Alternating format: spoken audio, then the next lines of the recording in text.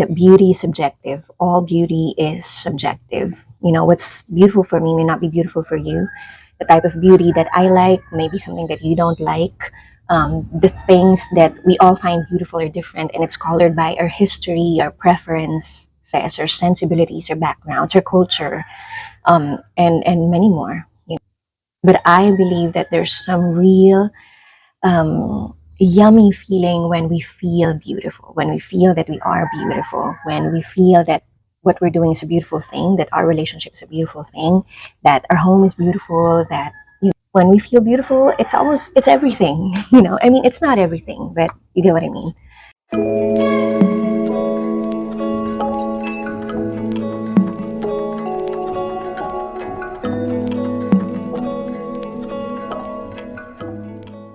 Tip number one, water. Drink a lot of water. And this has been a really hard habit for me. I came from, a bustling, busy city wherein I'm hustling all the time, and water is the first thing that I forget. And plus, also, there's something about my pores. I don't sweat a lot, which is not necessarily a good thing, because sweat is a sign of health and good health. And so, because I don't sweat a lot, it feels like I'm not thirsty, so am I going to drink water? And then I find myself only when I feel so thirsty and dry in my throat, that's the only time that I drink water, which I'm telling you is not a good thing. I can compare the days wherein I am really hydrated, the pores of my skin are like more tight and close, and I feel good, it feels good and moisturized. And then the days that I forget to drink water because I'm too busy, or I forget, or I go back to old unhealthy habits, that's when I can really see that my pores are open and dry, and there's just something about it. My lips are dry, my skin is dry, my hair is dry, and all of that. So drink water. If you have to set an alarm so that you keep drinking water. And also it helps with not eating too much. Before a meal, drink a glass of water so that you don't overeat. Okay, so that's one, and you'll feel beautiful. And then two, another tip to feel beautiful is stop eating when you're 80% full. Now, I want to just premise that just because I'm saying and sharing these tips, it doesn't mean that I've perfected them. Okay, I'm still in practice and I'm still learning the value of these tips.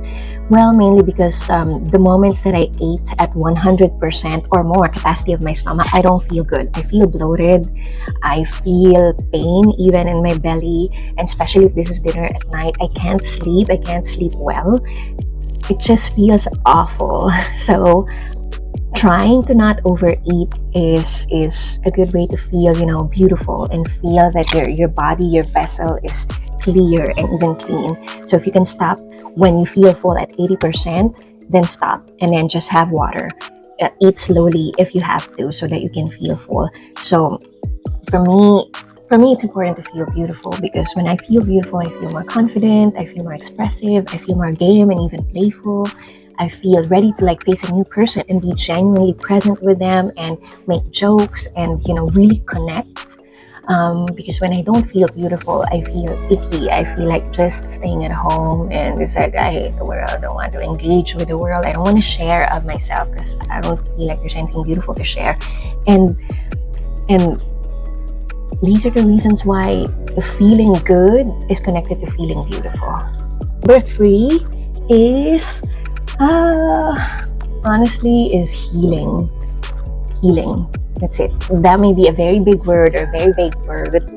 Some of you could be saying, how to heal and what to heal. And I feel fine, I would say that all of us as we are all humans, we all get triggered by something. Whether that's, I'm triggered by really loud karaoke noise or music by my neighbors, or I'm really triggered by my partner when they're makalat or they don't fix or organize their stuff, or I am triggered by something at work or by a friend, suddenly calling. Whatever it is, we all have triggers, and they could be big things or really petty things. But I believe that whenever we're triggered, there is something in there. It's a sign of something that we could still heal more within ourselves. All of our relationships are mirrors. They mirror back to us and reflect back to us what still needs healing inside of ourselves. Sometimes we go around thinking that, if only my partner's not makalat, I am gonna feel good. If only my friend doesn't call me, I'm gonna feel good and stable and okay, and harmony is in my life. Or, if only my kapitbahay doesn't do karaoke, then we're good, I'm good.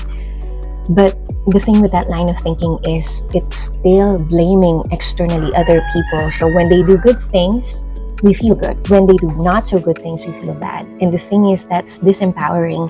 That's almost saying or operating in the world with the belief at the back of our head that our happiness, our joy, our stability, our capability to have peace is very reliant on what happens in the external world. And I think that that's something we could shift. And that's something, whenever we're triggered, we take our healing back into our own hands and our own power by feeling our emotions, acknowledging our emotions when we get triggered, leaning into them, allowing ourselves to feel it. Research shows there's like up to 6 minutes when we feel a full gamut of an emotion and it will pass. And coming into a state of choice, it's an active choosing, to change your perception about something so that we could feel better about something. So it's going, other people, they're out of my control. There's only so much we can do, talking and all of that, influencing other people. But at the end of the day, real power comes from having the choice over our own thoughts and perceptions and our own emotions, driving our day, driving our decisions. And I think that's one form of healing. And when we do that, we could really feel beautiful and powerful because, our emotions are no longer reliant on external circumstances. Suddenly, we walk in the world, and even if we trip, even if something negative happens, we know deep down that we drive our own life because we have a strong hold on how we think and how we choose to feel. We can't feel better than we think. And so it's a lot of having a handle and management on our emotions and our thoughts, being able to self-regulate, being able to choose wisely how to move forward, and healing in that proactive sense will get us a lot of feeling beautiful, I believe.